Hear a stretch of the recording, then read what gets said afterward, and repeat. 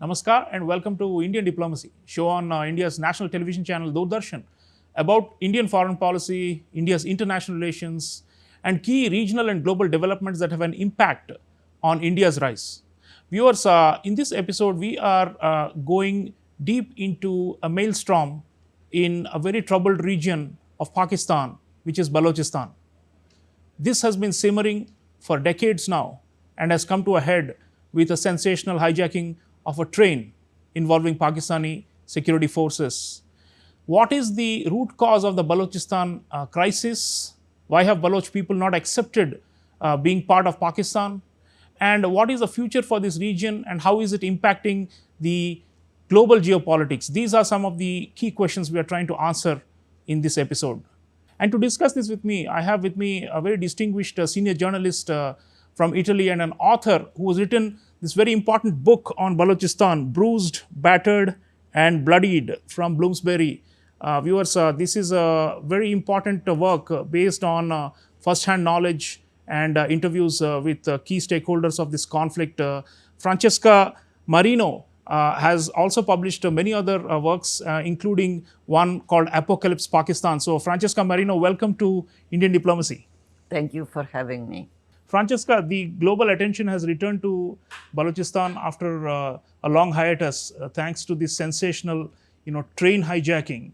But going beyond this momentary episode, the recent one, there is a long history of this conflict. And you have written extensively about ethnic and cultural genocide of the Baloch people and also the historical identity issue where they never felt part of the idea of Pakistan and never wanted to even join it, but were forced and ever since have been struggling for self-determination. So it will be helpful for our audiences if you start by talking about why the idea of Pakistan never appealed to the Baloch people and why Baloch people have always felt separate and why the culture of violence that we have seen over the decades has widened this fissure between the society and the state in this critical province. It starts basically, let's start from a not so far away point with partition. Mm-hmm. At the partition time, as we all know, the independent states were given choice whether to join Pakistan, India, or to be independent. The Khan of Kalat decided to be independent. He came to Delhi to sign an agreement. He came to Delhi with his lawyer, whose name was Mohammed Ali Jinnah. Came to Delhi, signed the agreement. After a couple of months, Ali Jinnah was the father of the newborn Pakistan. He started to push the Khan to join Pakistan. He kept saying no. Pakistani troops were sent to the nearby provinces, then they enter Kalat.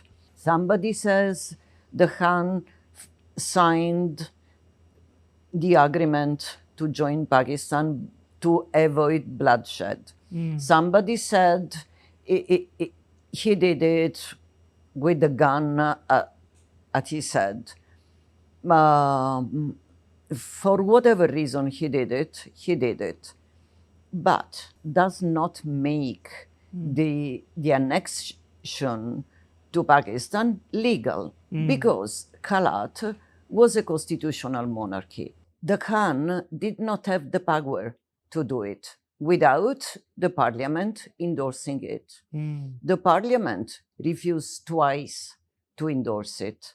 Then it was forcefully dissolved and merged into Pakistan. Since that day, Pakistan has been behaving with Balochistan more than with another province of the state, as it should have been, like an invader and colonizer. They never, ever really accepted Baloch as part of Pakistan. And you know, when you see yourself part of the country you did not want, you did not accept, and this country is behaving with you like, you know, they colonized you, they conquered you. So what they did was practically creating third grade citizens. It went on for many, many years. It went on forever. I mean, the Baloch started revolting. Revolts were crushed for a long time. They also tried to integrate with Pakistan. It was completely useless till the last revolt started. Okay, the sparkle was the raping of a female doctor in Sui. Musharraf refused to punish the culprits. A revolt started.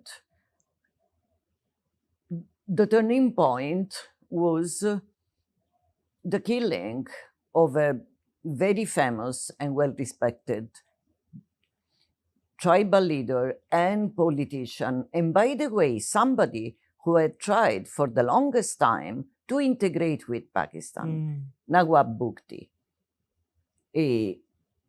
Nawab Bukti was practically slaughtered, executed, whatever they say. The official version was he was leading a group of rebels and was killed into an encounter in a cave. There was a bomb blast. Now, Nawab Bukti was more than 80 and was walking with a stick in the mountains, really. And Pakistan never gave back his body to the family. They just gave the rim of his glasses and a watch without even a scratch. From there, it started what they call the fifth revolt. 2006. Yes. Yeah.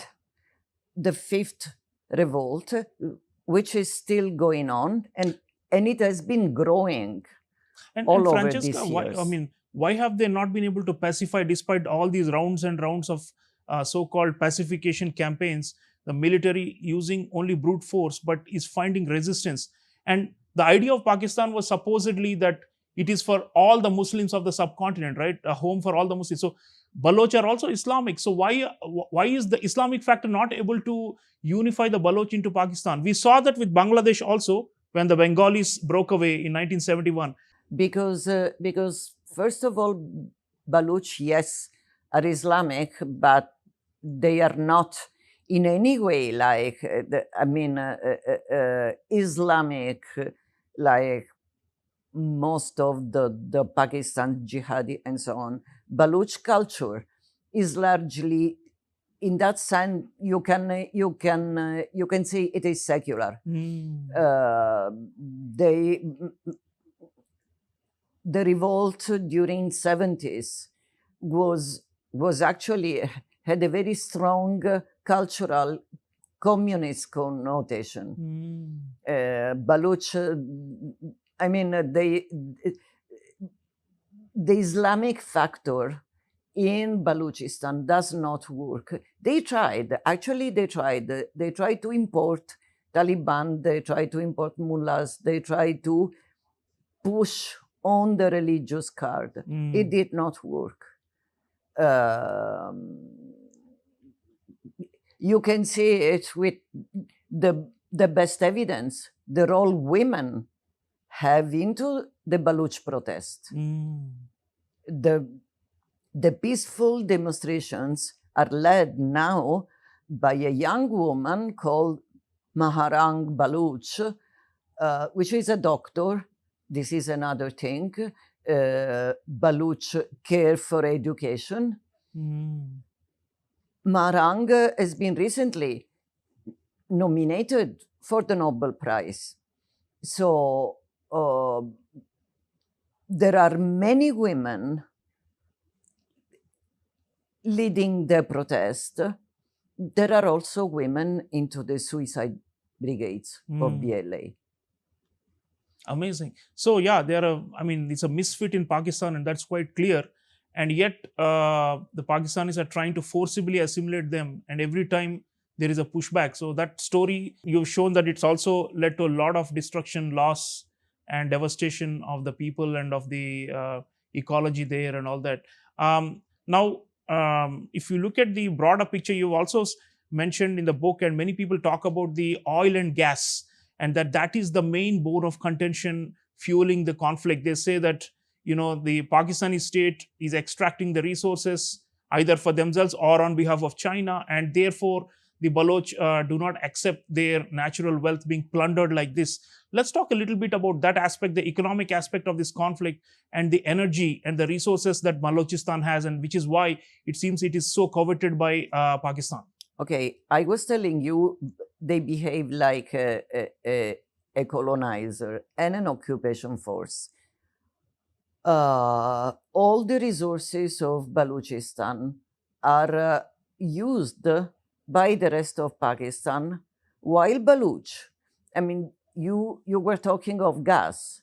The gas from Sui goes everywhere in Pakistan. Well, goes mainly in Punjab, but 3/4 of Balochistan does not have gas. Same for electricity.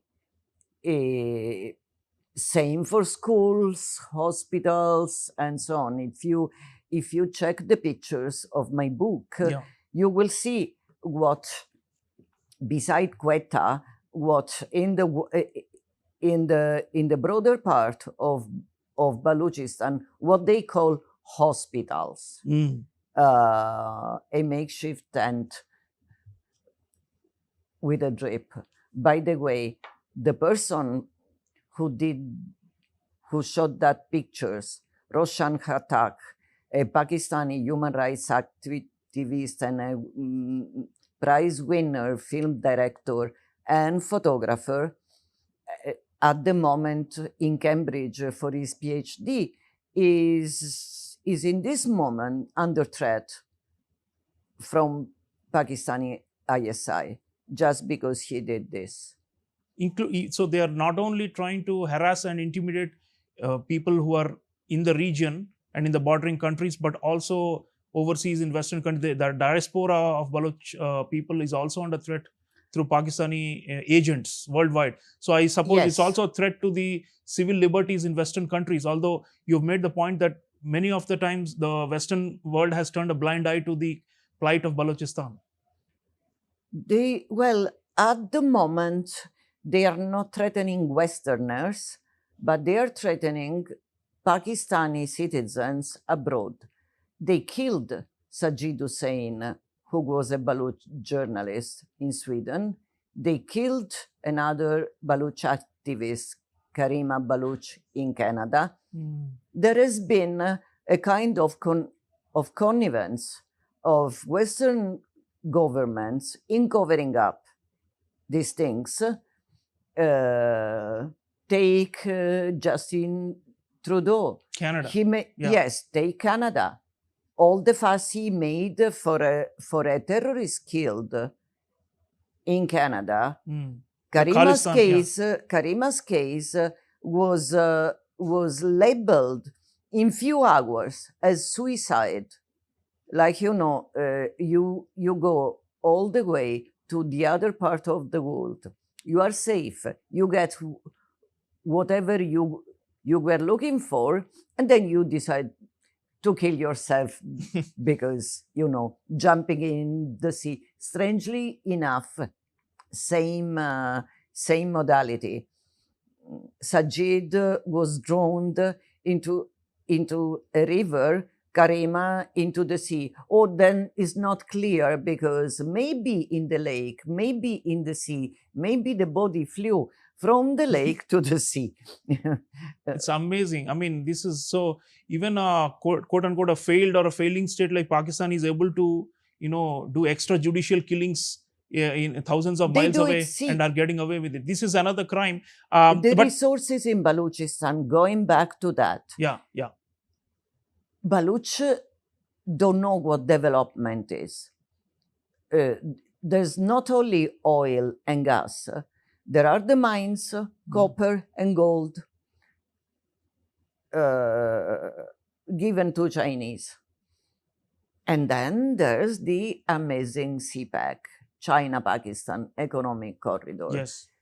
And there's that open-air prison, which is Gwadar. Gwadar has been turned into an open-air prison for Baloch. Their access to clean water, their access to the sea for fishermen has totally been cut. So Gwadar, I mean, of course, audiences worldwide, including India, know about Gwadar. It is part of the so-called crown jewel of the CPEC, China-Pakistan Economic Corridor, and it is supposedly, China's means by which they can encircle India as part of the string of pearls and all that.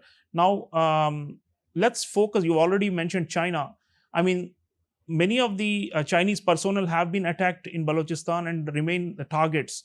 And clearly, the Baloch people and also the militant groups are, quite wary of the Chinese presence and what they're doing. Please tell our audiences what exactly are the Chinese doing. They built the Gwadar port, and they're also extracting the minerals. And what else? I mean, are they complicit in crimes? And what are the Chinese doing with the support of the Pakistanis there, which is enraging the Baloch so much? See, I know of people which, not now, 20 years ago, have been taken by ISI and interrogated. It happened now, but it was happening also in the past. Interrogated by ISI, and interrogated means tortured, with some Chinese intelligence officers Present there. Wow. Yes. Gwadar, it does not look strange to you that since Gwadar is operative, maybe got 15, 20 ships per year, and the so-called international airport does not get any flight. It's clearly not a commercial thing at all. It doesn't have any business sense. It's a very strategic thing the Chinese are doing there. They used to have a number of websites and also a number of boats on social media, advertising Gwadar as the next work and tourist destination, trying to attract foreign investments. Now, when you want to dig a bit into the name of the companies, into the composition of the companies, partly owned by people, Chinese, linked some way to the Chinese Communist Party. The rest, retired army, Pakistani army people, wives or sons of army people, and all Punjabi. Yeah. So Gwadar is obviously a kind of like adding fuel to the fire, in Balochistan. But the Chinese voices. Yeah. There are voices since more or less a year. Voices and some paper filtered also. I don't know what happened to the two colleagues who actually published that stuff, that Pakistan has agreed to allow Chinese to use Gwadar as a military base. Because Gwadar, like all the Chinese ports, have been built with the double use, potential double use. So apparently, there's been a green light by Pakistan to Chinese to use Gwadar as a military base. Otherwise, it does not make any sense. Commercially, does not make any sense. Yes. It's a strange loop, isn't it? Pakistan is colonizing Balochistan, and then China is colonizing Pakistan as a whole. Yeah. And so China indirectly becomes also the master of Balochistan. And I think people are seeing the connections and are fighting back. And talking of a few other players, you mentioned the great game in the book, so we do understand the grievances and the ground situation, but what about the other players in the region, especially Afghanistan? And the Baloch themselves admit and openly showcase the fact that they are receiving support from across the border from their brethren who are also on the other side in Afghanistan, across the Durand line. So with the Taliban victory in 2021 in Pakistan, in Afghanistan, it was supposed to be a great success for Pakistan's strategy, and they were hailing it as a victory and a defeat for India and a victory for Pakistan. But now it seems like it is backfiring, because both in the Khyber Pakhtunkhwa province, the Tehrik-e-Taliban Pakistan has restarted a massive insurgency against the Pakistani armed forces, and the BLA, the Baloch Liberation Army, is also doing that in Balochistan now, bigger and more sensational attacks. So it looks like the Afghanistan, the so-called strategic depth for Pakistan, is actually become a strategic nightmare, or a morass in which they are sinking, and the resources are being drained there. So let's talk about the Afghan factor. How important is that, and how they say that Afghans have always sheltered the Baloch as a way to counterbalance the Pakistani intervention in their country. So let's talk a little bit about this mess involving Afghanistan and the Baloch.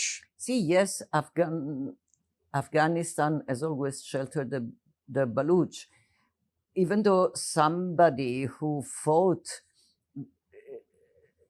in the fourth Baloch revolt and then crossed the border when the situation in Pakistan was lost, crossed the border to Afghanistan with Karbakh Shmari, and Baloch were shedding them, but when Taliban started to take power, because in that moment they were a Pakistan's tool, and there was the famous religious factor that does not work with Baloch, as I already said. So things started to change during that time, and then during all the so-called war on terror.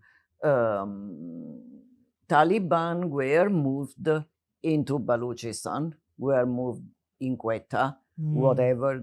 Of course, Pakistan always denied it, but they were moved into Balochistan. After the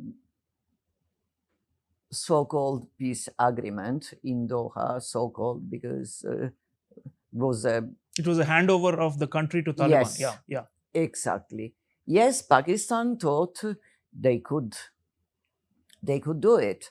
One of the reasons why BLA has been declared an international terrorist group, even though Americans perfectly knew is not an international terrorist group, for the simple reason Baloch are not jihadis. Baloch don't give a damn for anything else except Balochistan. They are fighting for independence of their country. They have no religious agenda, no ideological agenda. Americans knew, but they declared them an international terrorist group to please Pakistan in that moment, because the Doha agreement was on they needed construction. Pakistani help at the time. Yes. Yeah. So Taliban went to power. ISI was forming the government, but this time things soured, because there's a divide into the Taliban government, into factions. Pakistan controls Afghanis, but the rest are not very much in Pakistan's control, and they are getting closer to Iran.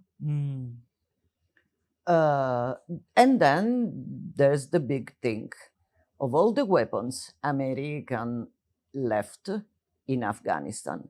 Afghanistan is full of training camps. Yeah. Still, we all know They knew, they pretend not to know.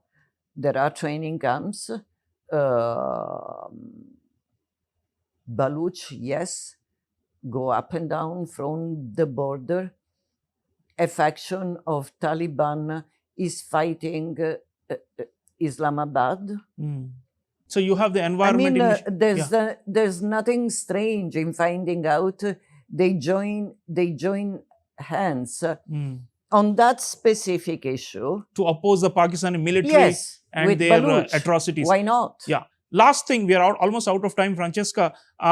India, Baloch people have a lot of love, a lot of respect for India, and we see, especially from the ones who are in exile and the diaspora worldwide, they keep appealing to India. And we also, morally believe that this is a just cause, because self-determination of people who are suppressed is something a democracy will always support. So your thoughts on what we can do, to help them? I mean, the Pakistanis claim all kinds of, they have a conspiracy theories that India is arming the Baloch and, giving them money and is fueling this. But, those are all cock and bull stories. What India can do to highlight this issue on the world stage? Interestingly enough, even though audios have been released by the Balochistan Liberation Army, where it is clear that their chiefs are in Afghanistan, and also there's some Iranian connection. But interestingly enough, when Pakistan blames the foreign hand behind Baloch, never mention Iran or Afghanistan. They just mean India, not because it suits them better. It's part of the ideological, yes, war. Yeah, it's what India could do, what the rest of the highlight the cause of Balochistan is a right cause. The region has been illegally occupied. Papers are there. The BLA has been called terrorist. They are called terrorist, but when they hijack the train, they released immediately women, children, and all the civilians. Who's the terrorist here? Absolutely. So viewers, fascinating conversation with Francesca Marino. We have learned about the atrocities, the abuses, and the horrific, colonization of Balochistan that the Pakistani military establishment has conducted for decades with impunity and no accountability. Pakistani people ought to know about this, their own establishment's behavior, and of course the world ought to know about it, and India will always remain resolutely morally in support of Baloch people and their cause. Let me thank Francesca Marino. You've done brave work. You have, been on the edge, on the cutting edge of research and coverage of this topic, risking your own life, and we salute you for your courageous journalism. Thank you. Viewers, let's keep our eyes on Balochistan. It is not a small localized conflict. It has ramifications for the entire region, as we discussed today in the show, and it has global geopolitical implications as well, because big players like China are involved, and they are part of the problem, not the solution. India will always be on the side of solutions, and we will try to support Baloch people through moral and other diplomatic means. So this problem is not going to go away simply because of one round of violence has ended, because it's going to keep coming back until there is justice. There cannot be peace without justice, and India will always support the cause of peace with justice. Thank you for watching. I'll see you again next time. Until then, take care.